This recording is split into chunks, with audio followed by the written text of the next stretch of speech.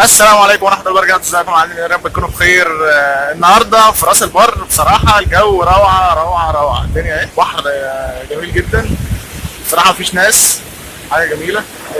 راس البر مش بتاعة الضوايطة في الصيف، بتاعتهم في الشتاء. بقى كده معايا اما اوريلكم البحر عامل ازاي.